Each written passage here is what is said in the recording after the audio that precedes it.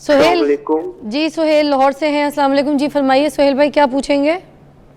अच्छा फिदा, मेरा ना एक सवाल था आपसे जी कि मैंने ना अपनी यूनिवर्सिटी लेवल पे ना एक लड़की से ना बड़ा बेइंतहा पसंद थी वो मुझे।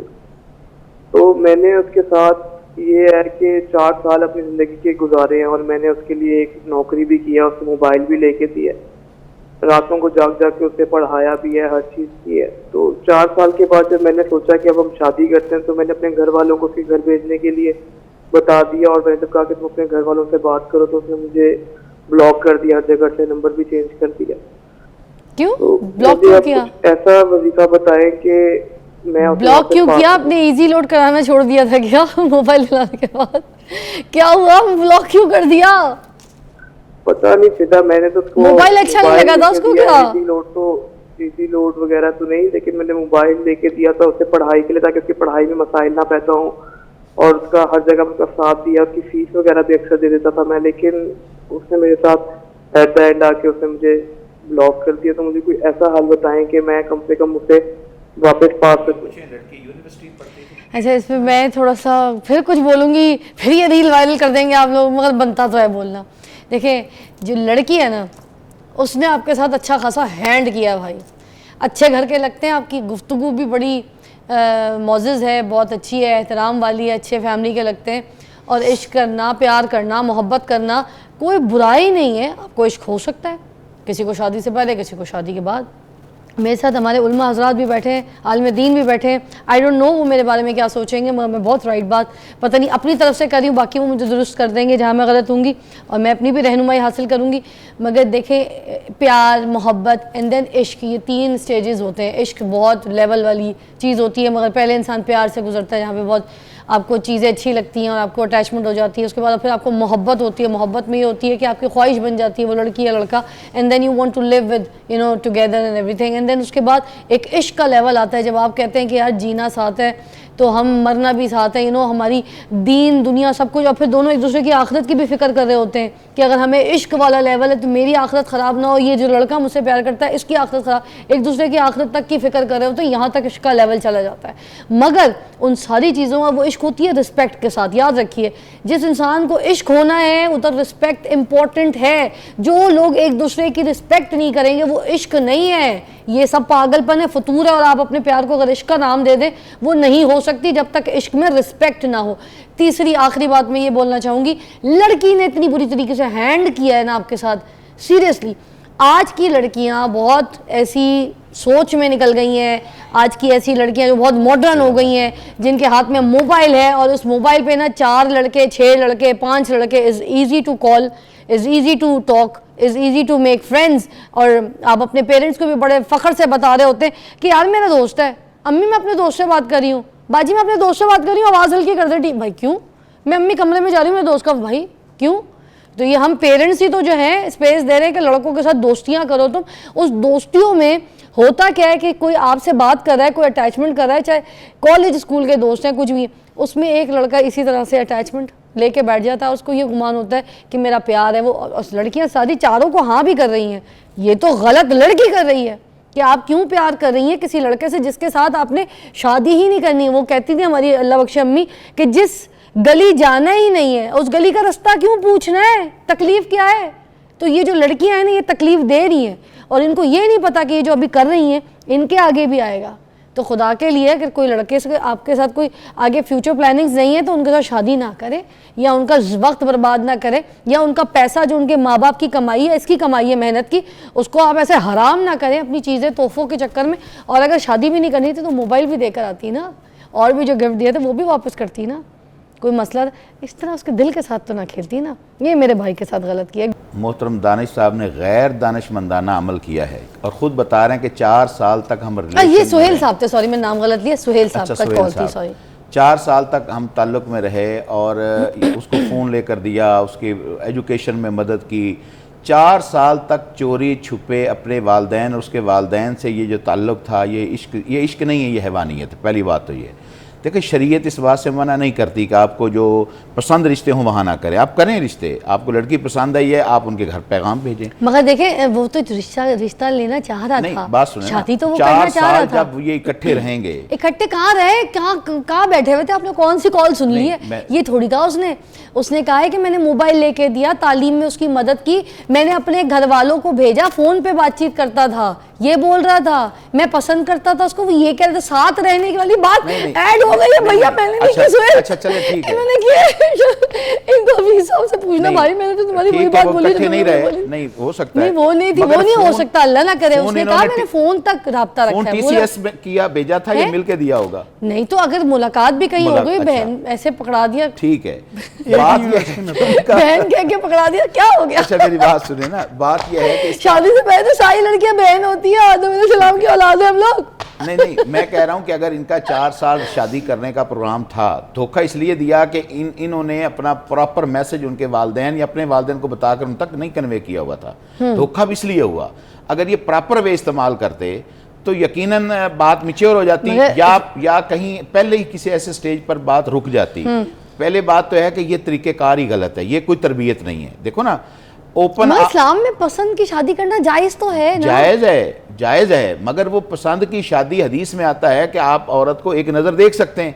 हज़रत जाबिर रज़ी अल्लाह ताला ने शादी की अंसार की एक औरत से, तो नबी रसूलुल्लाह वस्सलाम ने को पता चला तो आपने फरमाया, मदीने में हालांकि वो साहबी भी रहते हैं और शादी भी हुई है, तो आपको बताया गया कि जी मैंने शादी की, आपने फरमाया मुझे क्यों नहीं बताया? यानी मदीने में रहकर बात सुने। रसूलुल्लाह सल्लल्लाहु अलैहि वसल्लम के इल्म में नहीं।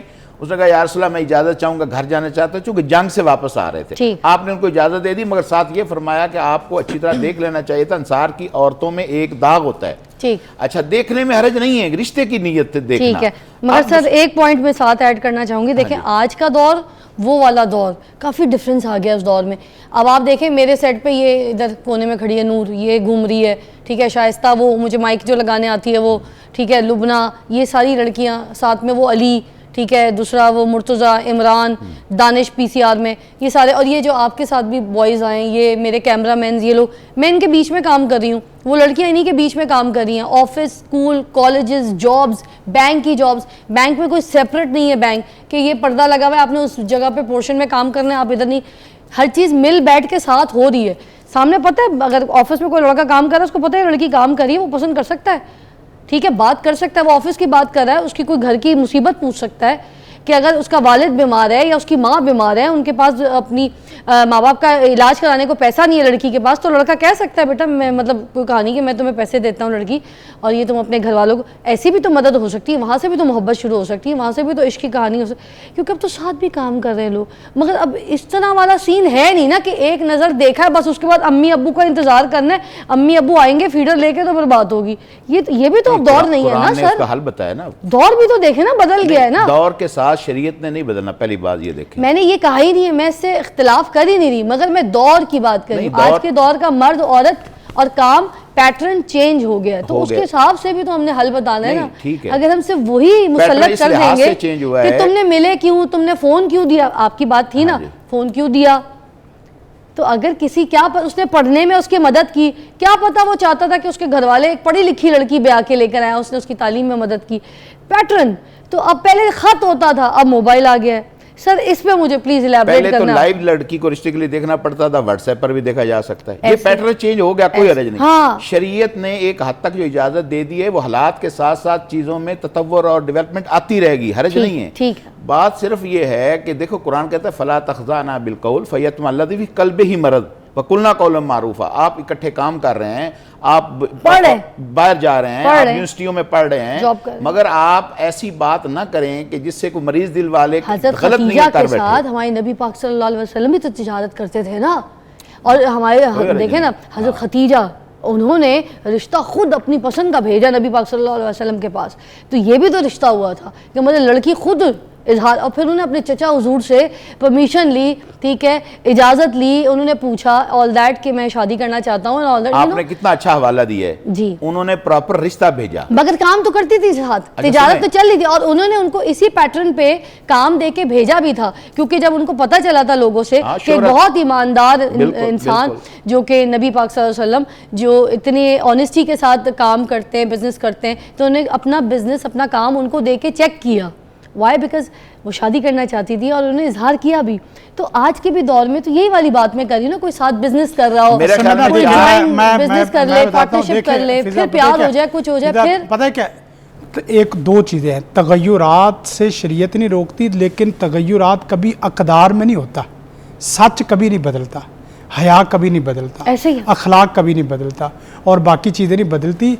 इस वक्त मसला ये नहीं है कि काम करने में और बाकी चीज़ों में, ये उलमा भी अब इन चीज़ों को थोड़ा सा नरमी से ले रहे। असल ये है कि ऐसे मामलात ना करें कि जिसकी वजह से फितने आग की तरह फैलना शुरू हो जाए और फितने धुएं की तरह फैलना शुरू हो जाए। लारे पे लगा के रखना, लड़कियां जो शादियां नहीं करती हैं, फिर बेवकूफ बना के लड़कों को भी तो बनाया जा रहा है ना सर। अल्लाह अखलाकी अक़दार किसी ज़माने में नहीं बदलते। ये वो हमारा जो ना वो दौर चल रहा है, यकीन करे, जिसमें आला अखलाकी अक़दार बदल गए। मसलन हम किसी को मुस्करा के मिलते थे ना, मुस्करा के दिल से मिलते थे, हम रेडीमेड नहीं मिलते थे। इस वक्त पता है क्या हो रहा है, अस्सलाम वालेकुम जी सर, क्या हाल है, क्या हाल है, मैं आपको बड़ा मिस कर रहा था, आप कहाँ मिस कर, जिस वक्त वो जाए कहते दफ़ा हुआ यार, ये तो मुझे ना ले के वक्त ज़ाया कर रहा था। इसी तरह यानी ये बात है, बच्चे बच्चियाँ इकट्ठी पढ़ रहे हैं तो बाद दफ़ा होता है, दिलचस्पी हो सकती है। वाक़या एक मुगीस और बरीरा का एक वाक़या आता है, बहुत ज़बरदस्त किस्म का वाक़या कि बयान भी करते हैं। मुगीस का वाक़या ये है कि वो बरीरा के साथ उनका ताल्लुक़ हुआ और वो गलियों में उनके पीछे रो रहा होता था। अच्छा। रो रहा होता था, यानी अच्छा। ये सूरत कि बरीरा मेरे से निकाह कर ले। अल्लाह के रसूल सल्लल्लाहु अलैहि वसल्लम ने जिस वक्त देखा तो अल्लाह के रसूल को बड़ा तरस आया। आपने बरीरा रज़ी अल्लाह ताला अन्हा को बुलाया, कहा कि बरीरा आप मुगीस के ऊपर थोड़ा सा रहम और तरस का हो, उसके साथ अगर निकाह कर सकती हो तो कर लो। तो उसने एक बड़ी एक उम्दा बात कही, कहा कि अल्लाह के रसूल ये आपका हुक्म है या आपका मशवरा है? अल्लाह के रसूल ने फरमाया नहीं, ये मेरा हुक्म नहीं है, ये शरीयत नहीं है, ये मेरा मशवरा है कि अगर कर सकते हो। फरमाया अल्लाह के रसूल फिर नहीं मैं कर सकती।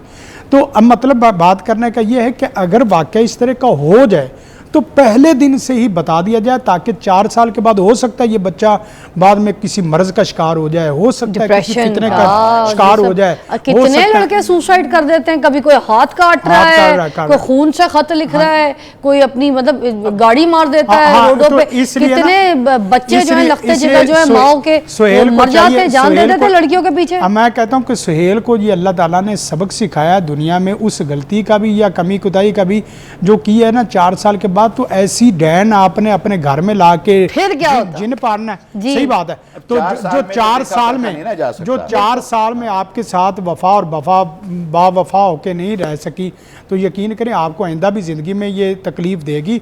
तो आप यकीन करें आपका मोबाइल ही गया, बड़ी बात है, आप अल्लाह से दुआ करें कि या अल्लाह ये मेरे से मोबाइल से जान छूट गई। हाँ, और बल्कि इनको डब्बा भी दे दे और इसका नंबर भी दे दे ताकि जो ना वो किसी हनी ट्रैप का जो है वो शिकार नहीं ठहरे हुए। लेकिन ना अल्लाह से दुआ करें, अल्लाह से दुआ करें या अल्लाह, मैं एक बात जो ना वो फिजा करने लगा हूँ कि जितने भी बहन भाई या बच्चे माएँ बहनें रिश्तों की वजह से परेशान है, खुसूसन वो बच्चियाँ या बच्चे, अल्लाह के सामने ना इस तरह हाथ फैला के या झोली फैला के, या अल्लाह पूरी दुनिया में मर्दों की कोई कमी नहीं है, दुनिया जहान में हर जगह मर्द चल रहे हैं, क्या मेरे लिए कमी है? मैं नहीं बाहया और बाइज्जत ज़िंदगी बसर कर सकती?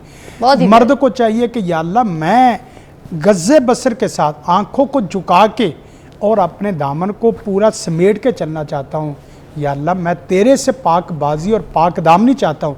तो पूरी दुनिया में औरतें घूम फिर रही, उड़ रही, तो क्या मेरे लिए कोई एक नहीं है? तो आप यकीन करें इस तरह आसमान में देखेंगे ना तो आपके उर्दू के लफ्ज़ ही अल्लाह ताला को पसंद आ जाएंगे। एक वक्फे के बाद मिलते हैं आपको, और इसके बाद और भी कॉल्स आपकी शामिल करेंगे प्रोग्राम में। आज बच्चों के रिश्तों की, उनके ऊपर वज़ाइफ जो है हम पूछेंगे हमारे मौजूद मेहमान से ब्रेक के बाद।